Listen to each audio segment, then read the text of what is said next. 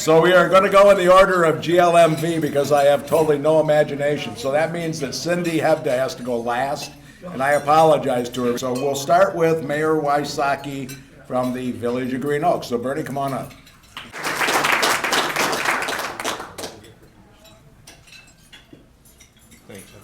Well, thank you for inviting us to speak. It's always a great time for the mayors to let you know of what's been going on in our villages and cities.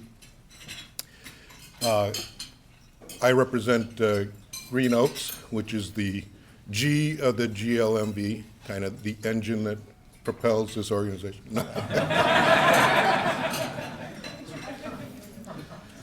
It's not often that anyone ever asks the Green Oaks mayor to say anything, so I thought I'd throw that in. I wanted to introduce a couple of my trustees, John Wagner and Dan Segru, who are here with me today.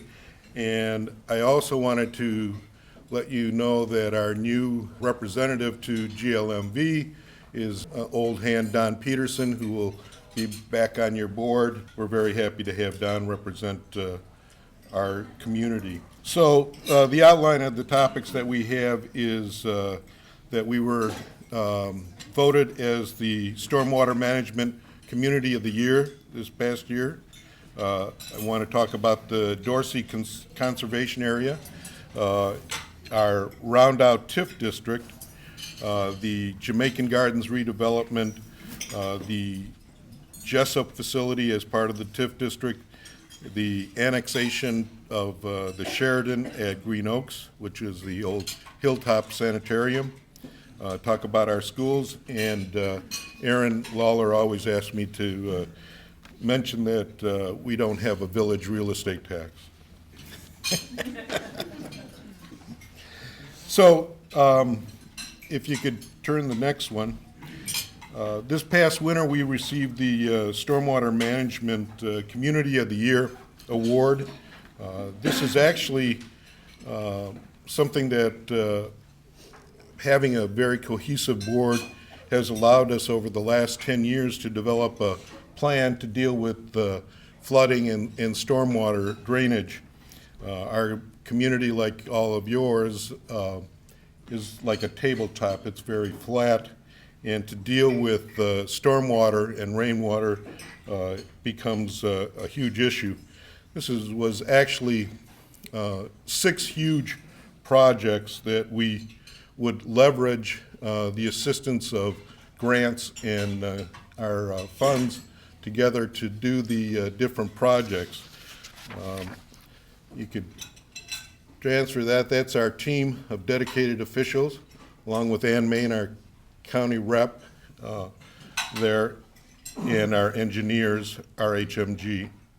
The next one, Ray, this is the before pictures. You can do the next one too. And then the during construction, and then you have the after effects of all the projects, where we now have water that flows and discharges into the North Branch of the Chicago River. The fact that we have the award is the fact that we had this long-standing track record and invested into this project for the village. And the thing that I'm most proud about is the fact that we incorporated our grade schools into the community project. So environmentally and in science and good practices, as we went through this projects, were very, it was great to have this coordination between the schools, the students, the neighborhoods, and the village. So the next slide shows the various projects that we had that incorporated a number of acres, and the last one, the RHMG was able to win a state award for engineering and as such. The next project that we had is the Dorsey Conservation Area. Dennis Dorsey just resigned from our board 2 months ago because his Lou Gehrig's disease was such that made it impossible for him to talk. But he spearheaded, along with John Wagner and Brian Muscat, trustees, to begin restoration of our natural resources and restoration of our oaks and our flatwoods in our area. You'll see on the next slide, this was an area that had a lot of oaks in 1939 aerial view. And if you look at the next one, there was a 12-acre plot that was overgrown with insidious buckthorn.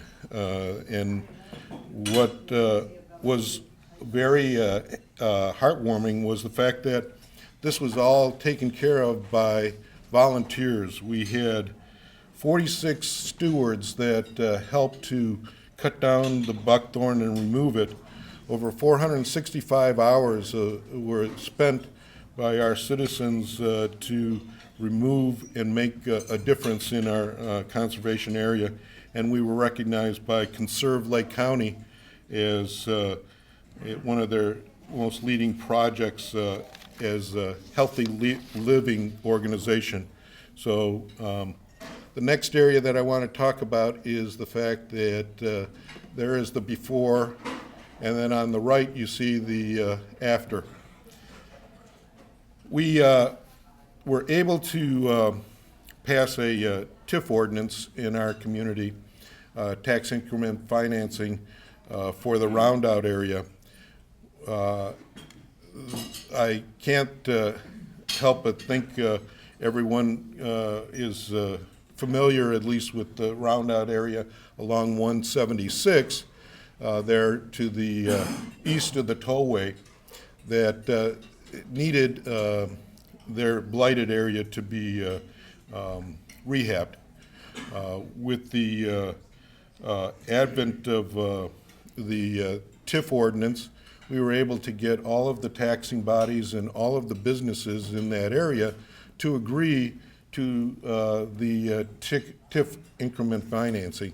And it went very smoothly to do it. So it runs basically from the old Jamaican Gardens all the way to just about Waukegan Road, and is several millions of dollars for redevelopment in that area. And the linchpin to all of that, the next one, Ray, is the old Jamaican Gardens that I talked about. It was on the southwest corner of 176 in the tollway that many, many years had flowers and a garden center there, and it burnt down. And if you could, it burnt down in 2013, and then we had it remediated and made it shovel ready. Ray, so that we could attract new business there, and we were fortunate enough to get Spectrum. They are out of Denver, Colorado, to redevelop the area for residential senior living.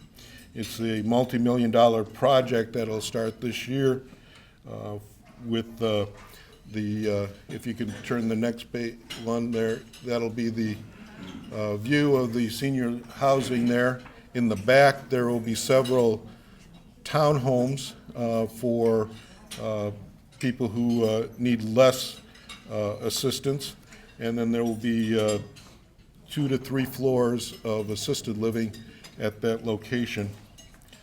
With the money that is generated from having a new project come online, we were able to assist Jessup Manufacturing in an area along 176, if you can show that one. This is the before the TIF to begin the project there, that had a lot of issues with flooding and just need of redevelopment and deterioration. And we were able to do new elevation plans, and you'll see that next for them. along with the next slide is the aftershot of the construction that was used to redevelop that manufacturing site, and it looks wonderful, even from the pictures. The next project I want to tell you about is the old Hilltop Sanitarium, which is on Atkinson Road and Waukegan Road, which is right across from Abbott Park.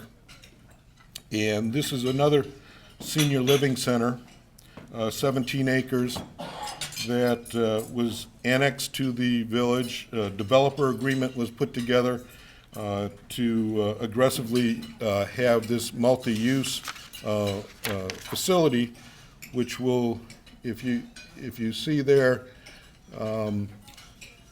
this is a sketch. At the top of the screen is the residential.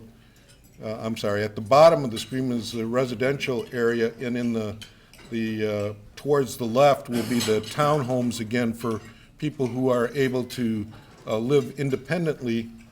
And then to the top of the screen is the commercial development, which will provide doctors' offices, sandwich facilities for both Abbott Park and for the residents that are there. So it'll be a multi-use project, and that is a $65 million project that will begin this year also.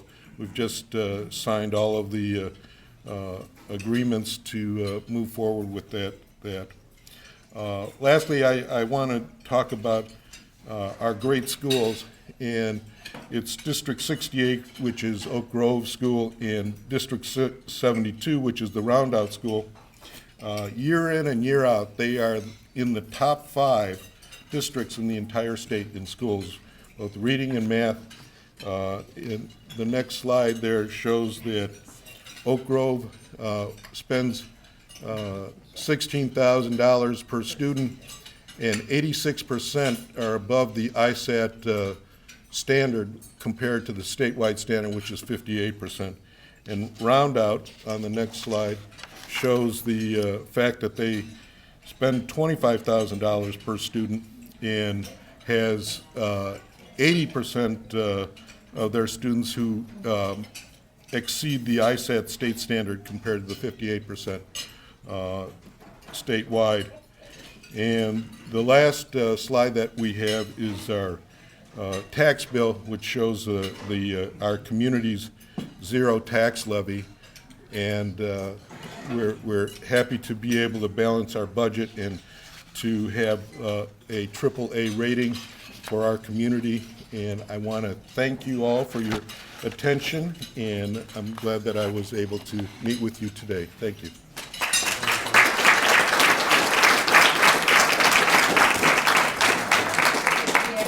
Thank you very much, Mayor Wysocki.